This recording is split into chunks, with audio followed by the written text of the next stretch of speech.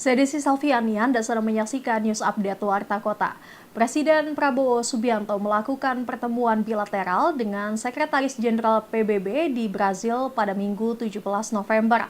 Dalam pertemuan itu, Prabowo lantang membahas kondisi Palestina di tengah perang dengan Israel. Prabowo menyatakan Indonesia siap mengirim pasukan perdamaian untuk mengatasi genosida di Palestina. Ia juga menyatakan Indonesia memiliki komitmen untuk mendukung seluruh usaha PBB dalam menjaga stabilitas dan perdamaian. Jika ada kemungkinan gencatan senjata dan kebutuhan akan pasukan penjagaan perdamaian yang diamanatkan secara internasional, Prabowo mengaku siap menyediakan pasukan tersebut. Mendengar hal itu, Sekjen PBB Antonio Guterres menyatakan peran Indonesia penting sebagai mitra internasional, yakni upaya mewujudkan keadilan sistem internasional bagi negara yang menjadi korban ketidakadilan.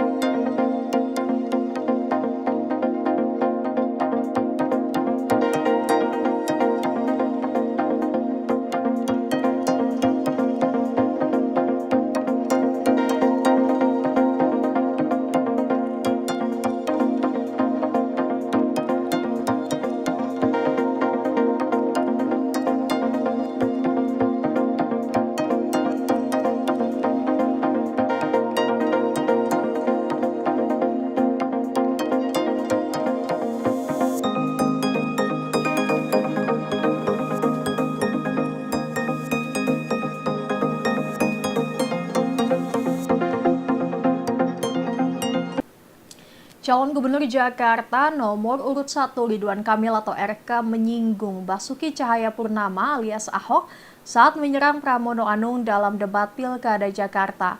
RK menyebut Ahok merupakan gubernur paling sering melakukan penggusuran. Pernyataan itu disampaikan RK dalam debat Pilkada Jakarta pada Minggu 17 November. Saat itu RK sedang membahas bahwa Jakarta harus dilakukan kombinasi dengan menjadikan pasar sebagai hunian. Menurut RK, hal itu diperlukan agar Pemprov Jakarta tidak melakukan penggusuran terhadap warga. Ia kemudian menyinggung Ahok dengan menyebut sebagai gubernur yang paling banyak menggusur warga. Gubernur paling brutal penggusurannya adalah Pak Ahok dari partainya Mas Pram dan Bang Do. Terima kasih. Ya, terima kasih. Menurut saya membantah argumentasinya, Mas. Sudah dihitung nggak akan cukup, Mas. Semua lahan pemerintah, lahan BUMD sudah dihitung akan cukup. Harus kombinasi antara seperti yang tadi disampaikan dengan lahan di atas pasar, TOD dan lain-lain, dengan densifikasi. Rumah existing dibolehkan di Tebet di mana yang hanya 2 lantai, di Tanah Abang yang hanya 2 lantai bisa 4, 5 dan seterusnya. Sehingga orang yang tinggal bisa lebih banyak. Karyawan yang kerja di Sudirman Tamrin bisa ngekos di rumah lantai 3-4-nya, pemiliknya di lantai 1-2. Itulah yang disebut densifikasi. Supaya tidak terjadi lagi penggusuran-penggusuran. Gubernur yang paling banyak menggusur datang dari partainya Mas Pram. Pak Ahok itu menggusur 113 kasus penggusuran, CNN April 2016. Dan menurut JJ Rizal, gubernur paling brutal penggusurannya adalah Pak Ahok dari partainya Mas Pram dan Bang Do. Terima kasih. Rumah Oma Metia berusia 82 tahun, anak putri seorang jenderal polisi di zaman kepemimpinan Hugeng Iman Santoso, terlihat tidak terawat. Rumah di sudut perumahan mewah beralamatkan di RT 11 RW 2 Cipete Utara, Jakarta Selatan, nampak nyaris hancur. Dikutip dari YouTube Ekopedia, atap rumah Oma Metia banyak yang berlubang dan bocor. Sudah puluhan tahun rumahnya tanpa penerangan lampu dan air bersih. Dalam kesehariannya, Oma Metia hanya ditemani seekor kucing tanpa adanya sanak saudara. Oma Metia bertahun-tahun hidup tanpa lampu dan air bersih. Untuk air biasanya ditampung dalam sebuah bak kecil dari tampungan air hujan. Wanita yang pernah kuliah di Universitas Indonesia atau UI itu mengaku memiliki kamar rahasia yang pintunya terkunci dalam waktu yang lama sekali. Berdasarkan pengakuan Oma, pintu itu sudah 25 tahun tidak pernah dibuka. Setelah berhasil dibuka, terungkap seisi kamar tersebut. Konten kreator Ekopedia yang telah izin kepada Oma akhirnya diizinkan untuk membuka pintu kamar rahasia tersebut. Dalam keadaan gelap gulita, YouTuber itu membuka pintu dan menengok isi kamar dengan hanya bermodalkan pencahayaan ponsel sembari merekamnya. Suasananya pun nampak gelap gulita, tampak jendela kamar yang tertutup rapat. Konten kreator itu terkejut menyaksikan isi kamar tersebut. Ia melihat banyak tumpukan buku-buku yang berdebu. Buku-buku tersebut diduga merupakan buku milik Oma semasa menjadi mahasiswa di Universitas Indonesia.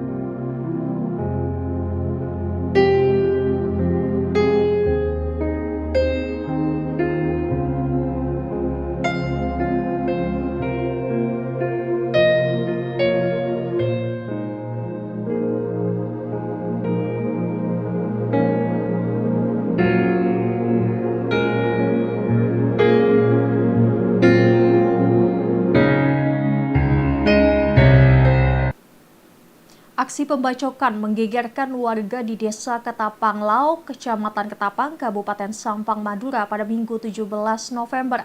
Korban adalah saksi dari pasangan calon nomor urut 2 Slamet Junaidi Ahmad Mahfudz atau Jimat Sekteh bernama Jimmy Sugito Putra. Detik-detik peristiwa tragis ini sempat diabadikan warga melalui kamera ponsel. Insiden berdarah bermula ketika paslon Jimat Sekteh mengunjungi kediaman tokoh agama di desa tersebut. Ketua Tim Pemenangan Jimat Sekteh sekaligus Ketua DPP Nasdem Sampang, Surya Noviantoro mengungkapkan pihaknya sempat mendapatkan pengadangan dari beberapa orang bercelurit. Selesai ada negosiasi, akhirnya pasangan Jimat Sekteh berhasil diamankan dan keluar dari lokasi. Beberapa menit kemudian pelaku yang berjumlah 5 orang mendatangi korban bernama Jimmy dengan membawa senjata tajam jenis celurit. Selesai cekcok terjadi pengeroyokan oleh para pelaku terhadap korban yang tidak membawa senjata apapun. Aksi sadis itu dilakukan tepat di depan rumah korban. Warga sekitar sudah berusaha untuk melerai kejadian, bahkan ada yang memisahkan korban dengan para pelaku menggunakan bambu. Akibatnya korban mengalami sejumlah luka bacok di tubuhnya dan nyawanya tidak tertolong. Pihak Jimat Sekteh mengecam keras aksi pembacokan ini dan mendesak kepolisian untuk menangkap para pelaku. Sementara itu, Kasih Humas Polres Sampang Ibda Dedi Deli Residi saat dikonfirmasi mengatakan pihaknya tengah melakukan olah TKP termasuk memeriksa para saksi. Sejauh ini polisi belum mengungkapkan motif pembacokan terhadap korban lantaran masih proses penyelidikan. Namun ada dugaan bahwa peristiwa itu dilatar belakangi masalah perbedaan pilihan politik. Untuk mengantisipasi insiden serupa, Polres Sampang memperketat pengamanan di berbagai titik di Desa Ketapang dibantu aparat TNI.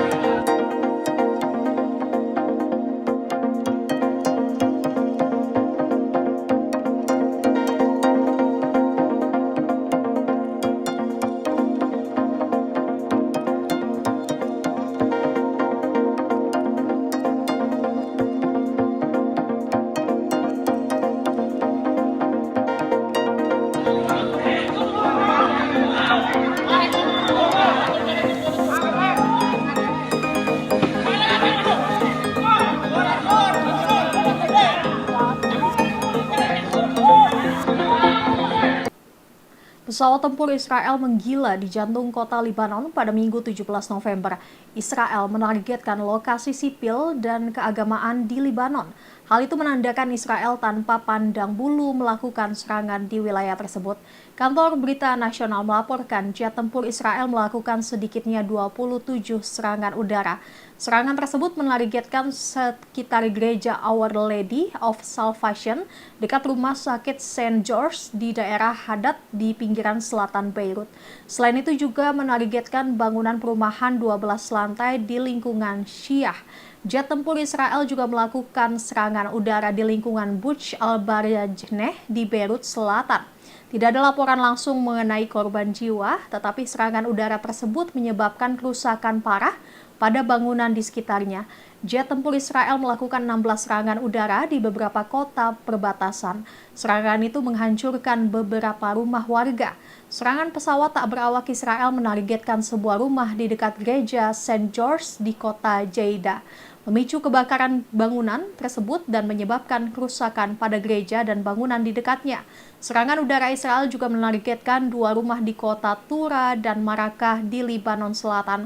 Serangan tersebut terjadi tak lama setelah tentara Israel mengeluarkan perintah evakuasi segera bagi penduduk di wilayah yang menjadi sasaran.